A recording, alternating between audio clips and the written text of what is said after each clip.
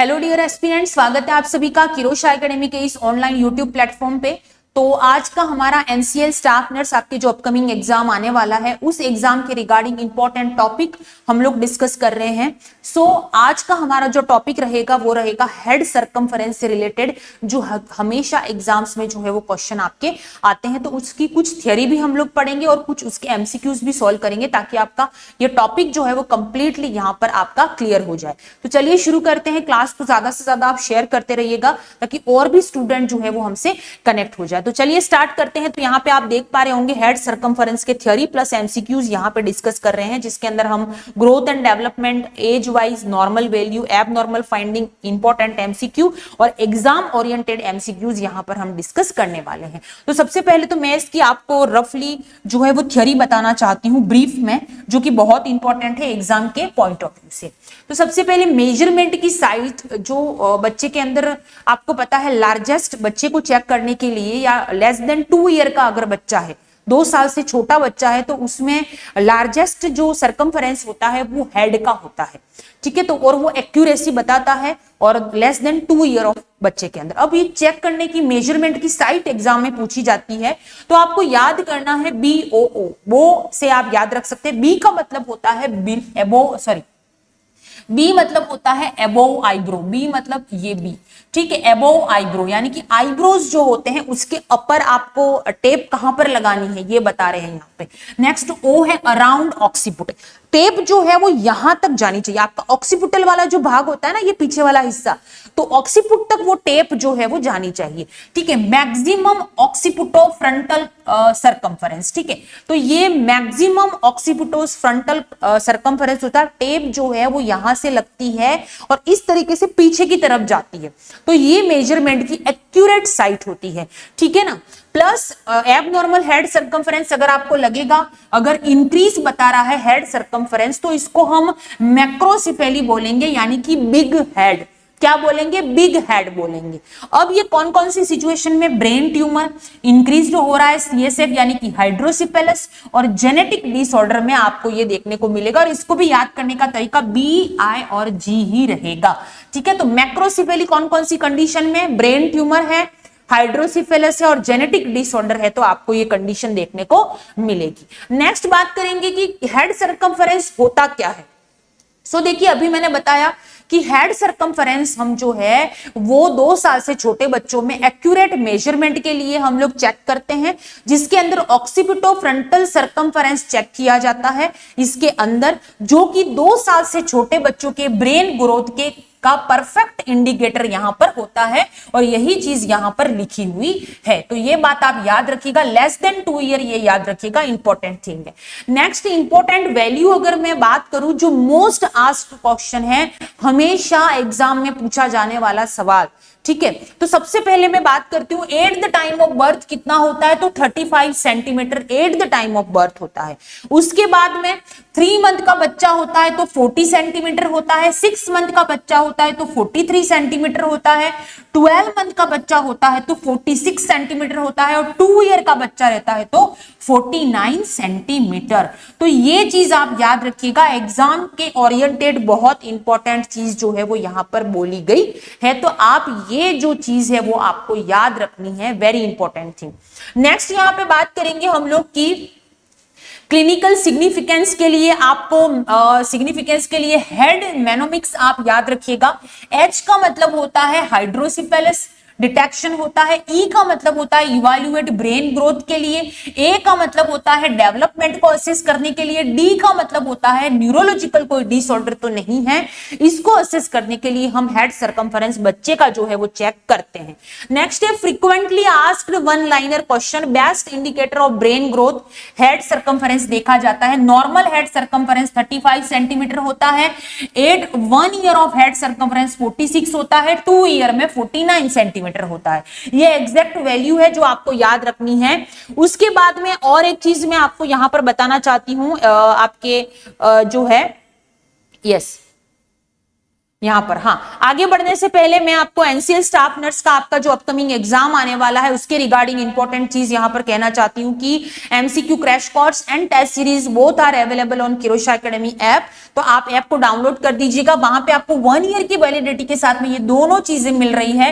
20 test मिलेंगे आपको, जिसमें एनसीएल पैटर्न रहेगा, डिटेल सॉल्यूशन रहेगा, परफॉर्मेंस एनालिसिस रहेगा यहाँ पर, और एनी टाइम एनीवेयर आप इसको देख सकते हो। तो ये बहुत अच्छा है, और एमसीक्यू टॉपिक टू टॉपिक आपको मिलेंगे जो आपके स्कोर को बढ़ाने में आपकी बहुत ज्यादा हेल्प करेंगे। नेक्स्ट है यहाँ पे कि इंस्ट्रूमेंट कौन सा यूज करते हैं, तो नॉन स्ट्रेचेबल मेजरमेंट टैप होती है जिसका यूज किया जाता है। अगर एब नॉर्मली लार्ज होता है हेड सरकमफेरेंस तो उसको हम बोलते हैं मैक्रोसिफेली, अगर एब नॉर्मली स्मॉल हो जाता है तो उसको हम बोलते हैं माइक्रोसिफेली। ठीक है, next head circumference routinely monitor किया जाता है, up to 2 year of age तक करना चाहिए। नेक्स्ट यहाँ पे डिक्रीज हेड सरकमफेरेंस को हम माइक्रोसिफेली बोलते हैं। स्मॉल के नाम से आपको याद रखना है, सिंड्रोम जेनेटिकली हो सकता है, माल नरिशमेंट की वजह से, एंटीनेटल को इन्फेक्शन हुआ है, लो ब्रेन ग्रोथ है, या फिर लर्निंग डिसएबिलिटी है, तो ये चीज जो है वो आपको देखने को मिल सकती है। क्लियर है। नेक्स्ट यहाँ पे क्वेश्चन की तरफ हम आ चुके हैं, तो क्वेश्चन यहाँ पे पढ़ने वाले हैं हम बैक टू बैक, तो आप लोग ध्यान दीजिएगा। और इस क्वेश्चन में भी हम इंपॉर्टेंट जो चीज यहां पर रह गई है वो मैं आपको क्वेश्चन में भी इसकी थियरी जो है वो बताने वाली हूं। तो चलिए शुरू करते हैं। पहला क्वेश्चन आपके सामने है, क्वेश्चन है यहाँ पे कि which condition is characterised by a head circumference smaller than expected for age, macrocephaly, hydrocephalus, microcephaly, या फिर मेनिंजाइटिस। आंसर करिएगा, क्या राइट आंसर यहां पर रहेगा। एक्यूरेट आंसर करना है आपको, और हाँ, क्लास को ज्यादा से ज्यादा शेयर करते रहिए और साथ में आपको आंसर्स भी करना है।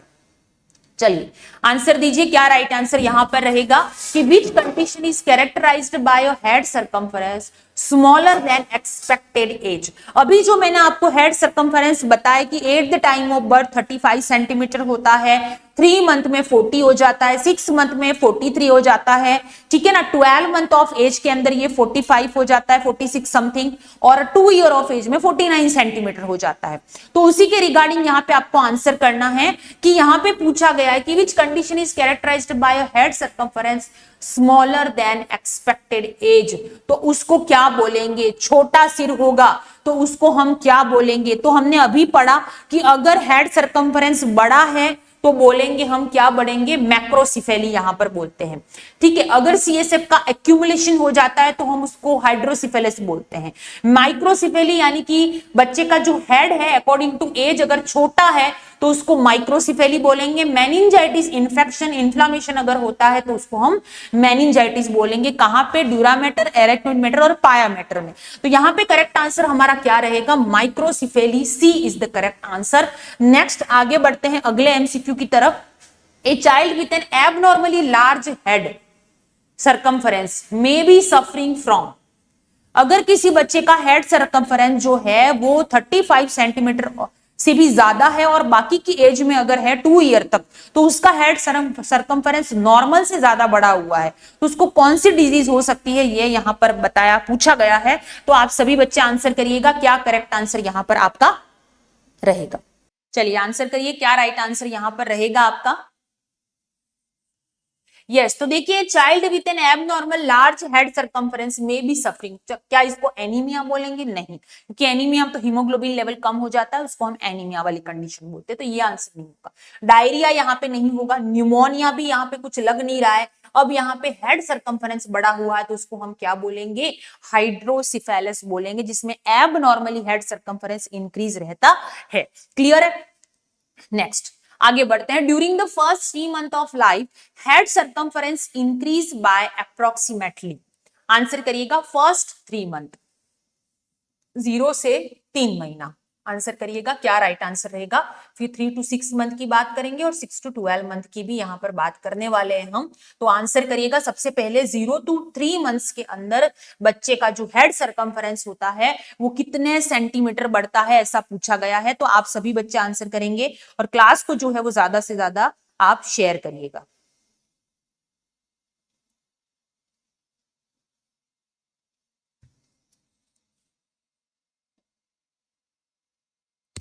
यस, सभी आंसर करिएगा।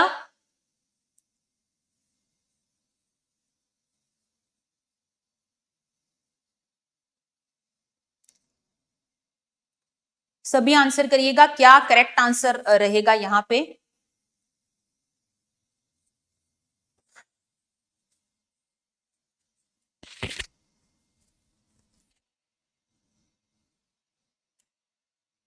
यस, तो आप लोग जानना चाहते हो या फिर आप लोग, बहुत सारे बच्चे ये सवाल कर रहे हैं कि मैम जो ऑनलाइन के अंदर या फिर जो भी चीजें अभी चल रही है टीचर्स के रिगार्डिंग जो बोला जा रहा है, ठीक है, जो मैडम है अंजना जी, उन्होंने बहुत ऐसी बात बोली है कि जो हर टीचर्स के लिए बहुत ये गलत बात बोली है उन्होंने। तो उन्होंने ये बोला है, उनका ये स्टेटमेंट है कि भाई जो ऑनलाइन टीचर्स पढ़ाते हैं वो, उन्होंने उनको जोकर बोला, उन्होंने माफिया बोला, दो कौड़ी के, इवन ये चीजें वो बोल रही है।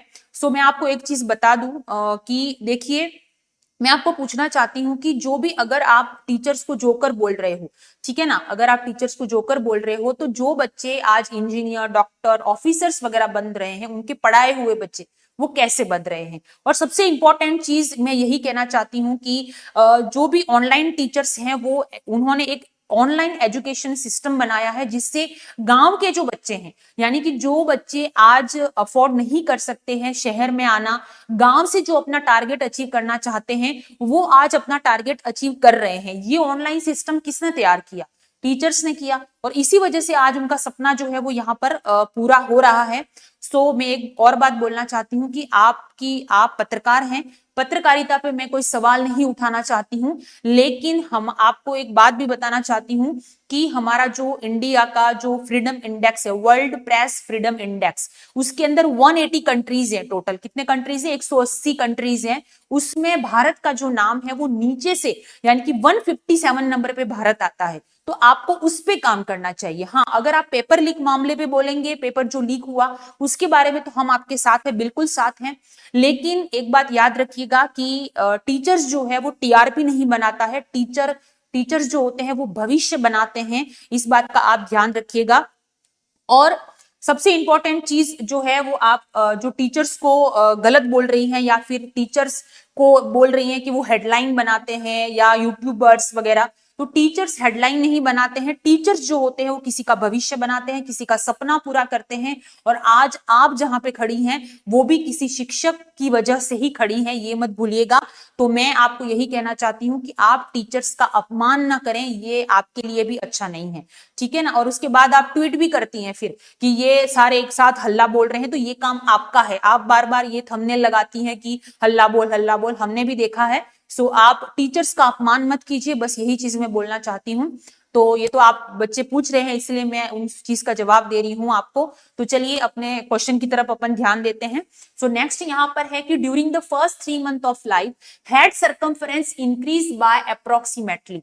तो हेड सर्कमफरेंस जो रहेगा यहाँ पे देखिए, 0 to 3 month में 2 सेंटीमीटर पर मंथ बढ़ता है। उसके बाद में ये 1 सेंटीमीटर पर मंथ बढ़ेगा, यानी कि 3 to 6 month में। उसके बाद 0 to 5 सेंटीमीटर बढ़ता है 6 to 12 month में। तो यहाँ पे करेक्ट आंसर हमारा क्या रहने वाला है कि क्योंकि हमें ड्यूरिंग 3 month ऑफ लाइफ पूछा गया है, तो डी यहाँ पे सही जवाब हमारा रहेगा। क्लियर है?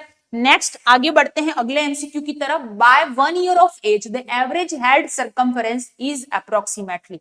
एक साल में एवरेज हेड सर्कमफरेंस कितना होता है? 40 सेंटीमीटर, 43, 46 या 52 सेंटीमीटर? आंसर करिएगा, क्या राइट आंसर रहेगा। और क्लास को एक बार सभी बच्चे शेयर करेंगे और साथ में आप आंसर भी करिए, क्या राइट आंसर यहाँ पे रहेगा। यस एवरीवन,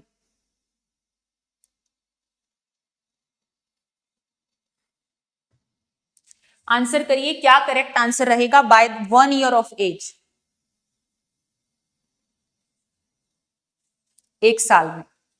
ठीक है, तो एक साल में हेड सर्कमफरेंस आपको पूछा गया है 1 year ऑफ एज। तो अभी मैंने थोड़ी देर पहले ही आपको बताया था 46 सेंटीमीटर अप्रोक्स, 2 year में 49 सेंटीमीटर बताया था, ठीक है ना। Eight the time of birth मैंने बताया था आपको 35 सेंटीमीटर होता है बर्थ के टाइम पे, ठीक है ना। उसके बाद में आपके बर्थ से लगा के, जैसे कि 3 months का बच्चा होता है, 3 मंथ्स के अंदर ये रहता है लगभग आपके 40 सेंटीमीटर होता है। 6 मंथ का बेबी जब होता है उस टाइम पे ये 43 सेंटीमीटर के आसपास होता है। उसके बाद 1 ईयर का जब बच्चा होता है तो ये 46 सेंटीमीटर होता है, और उसके बाद में 2 ईयर बच्चे के अंदर ये रहता है 49 सेंटीमीटर।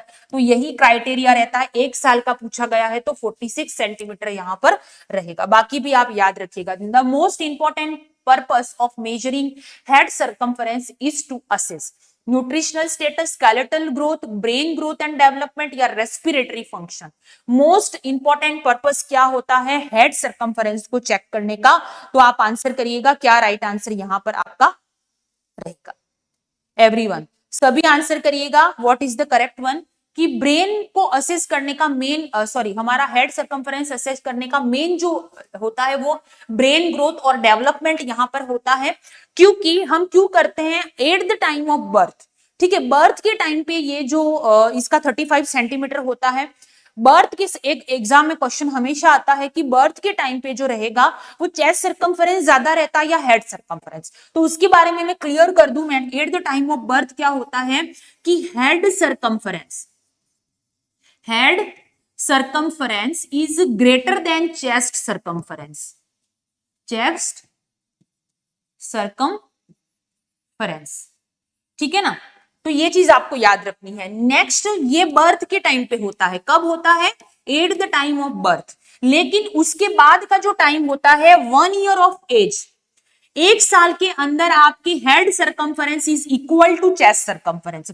उसके बाद में आफ्टर 1 ईयर, ठीक है, आफ्टर 1 ईयर क्या होता है? After 1 year chest circumference is greater than head circumference. तो ये नॉर्मल कंडीशन में ऐसा होता है, इसीलिए हेड सर्कम्फरेंस 2 साल तक के बच्चों को चेक करना इंपॉर्टेंट होता है ब्रेन ग्रोथ डेवलपमेंट, किसी भी तरह की कोई एबनॉर्मलिटी के लिए। एनसीए स्टाफ नर्स की प्रिपरेशन कर रहे हो, टेस्ट सीरीज अवेलेबल है, 20 टेस्ट मिलेंगे, फुल लेंथ टेस्ट होंगे, और एमसीक्यू क्रैश कोर्स अवेलेबल है, तो आप ज्वाइन कर सकते हो। अभी तक अगर आपने अपनी पढ़ाई को शुरू नहीं किया है तो कर लीजिए, वरना आप बाकी बच्चों से पीछे रह जाओगे, ठीक है। नेक्स्ट आगे बढ़ते हैं हम। Head circumference is measured from, मैंने बता दिया, chin to occiput, ear to ear, largest occiput of frontal diameter या नोज टू ऑक्सीपुट। अभी मैंने बताया था थोड़ी देर पहले, बहुत इजी है, आप आंसर करिएगा, क्या राइट आंसर रहेगा कि head circumference is measured from. तो देखिए, head circumference largest up to 2 year, occiput of frontal diameter से हम चेक करते हैं, सी करेक्ट आंसर रहेगा। स्ट्रेचेबल टैप होती है। In a healthy child the head and chest circumference become equal to each other around the age of. अभी मैंने बताया कि हेड सर्कम्फरेंस और चेस्ट सर्कम्फरेंस कब इक्वल हो जाते हैं, बराबर हो जाते हैं। तो आंसर करिएगा, क्या राइट आंसर यहां पर रहेगा? यस एवरीवन, कब इक्वल हो जाते हैं? Eight the time of birth head circumference is greater than chest circumference. At 1 year of head circumference, chest circumference both are equal, and after 1 year of age chest circumference is greater than head circumference. तो यहां पे right answer रहेगा 9 month to 12 month. Next, okay, so आज की class जो है वो हम यहीं पे एंड करते हैं। दोबारा मिलते हैं नेक्स्ट एनसीएल की क्लास में। तब तक के लिए इसी तरह की थियरी प्लस एमसीक्यू पढ़ना चाहते हो तो इस चैनल को सब्सक्राइब कर दो, ज्यादा से ज्यादा शेयर कीजिए ताकि और भी बच्चे जो है वो हमसे कनेक्ट हो जाएं। मिलते हैं नेक्स्ट क्लास में, तब तक के लिए पढ़ते रहना है। Thank you very much.